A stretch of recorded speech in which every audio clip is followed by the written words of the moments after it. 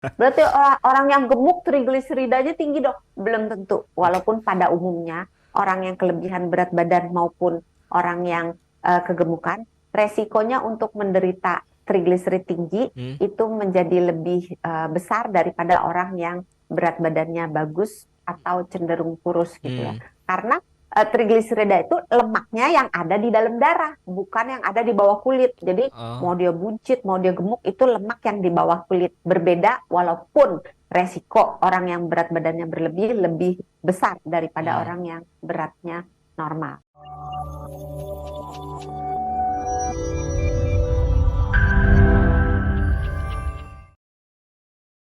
Apa yang Ya. bakalan terjadi dok kalau trigliserida di tubuh kita itu tinggi kadarnya? Nah, sebenarnya kalau trigliserida tinggi, Hmm, yang paling ditakutkan itu adalah dia merusak pembuluh darah.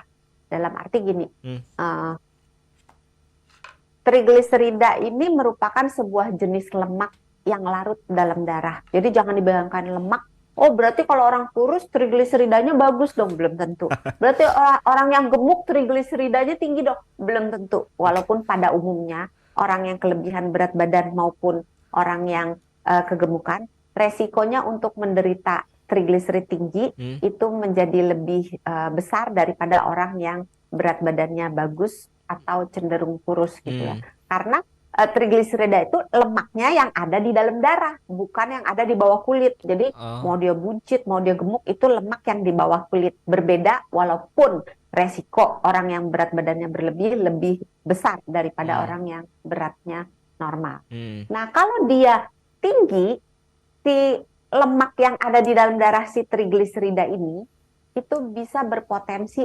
merusak dinding bagian dalam pembuluh darah Hmm. sehingga jadi kaku. Terus dia bisa membuat plak itu kayak kotoran-kotoran dia jadi nempel di dalam dinding pembuluh darah. Hmm. Jadi kayak kotoran-kotoran kalau kita punya selang air eh, buat siram kebun, Iya. maka di dalam selang itu suka ada kotoran-kotorannya. Atau Oke. misalnya kita punya pipa paralon Oh, gitu kan, kalau misalnya kena air terus, di dalamnya kan kadang-kadang suka ada item-itemnya gitu ya. iya bener. Nah, di dalam pembuluh darah, item-itemnya itu biasanya terdiri dari itu, Oke. trigliserida, terus komponen lemak, Hmm, kalsium, bekuan darah, hmm, sisa-sisa bekas-bekas metabolisme dari sel gitu. hmm. Nah, si trigliserida sedih kok jadi keriting. Si Trigliserida. trigliserida Nah, yang tinggi ini akan mm, semakin lama semakin tebal hmm, kalau kita tidak menurunkannya. oke. Apalagi kalau disertai dengan kadar kolesterol jahat yaitu LDL yang Oh, tinggi dan disertai lagi kadar kolesterol baik yaitu HDL hmm, yang rendah. Maka oke. si si kotoran-kotoran yang menempel alias plak di dalam dinding pembuluh darah akan makin tebal, makin tebal, makin tebal, Hmm. sehingga suatu saat dia akan menyumbat seluruh diameter dari pembuluh darah. Oh, Akibatnya darah tidak bisa mengalir hmm, melalui si sumbatan ini. hmm, Atau sumbatan yang, bukan sumbatan, apa sih, plaknya, kotoran-kotorannya ini hmm. terbawa, copot oleh aliran darah, dia ngikut aliran darah dan akan menyebabkan sumbatan di pembuluh darah yang lebih kecil. Oke. Akibatnya sama, darah tidak bisa mengalir. Hmm, Nah, tergantung penyumbatannya ini terjadi di mana. Apabila terjadi di otak, hmm, maka terjadilah stroke.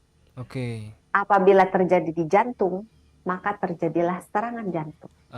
Jadi bisa. Apabila terjadi Hmm, di ginjal, hmm, maka terjadilah gagal ginjal. oke. Apabila terjadi di pembuluh darah tepi, ya terjadilah penyakit pada pembuluh darah tepi, sumbatan pada pembuluh darah tepi gitu. Jadi memang tergantung dia nyumbatnya di mana.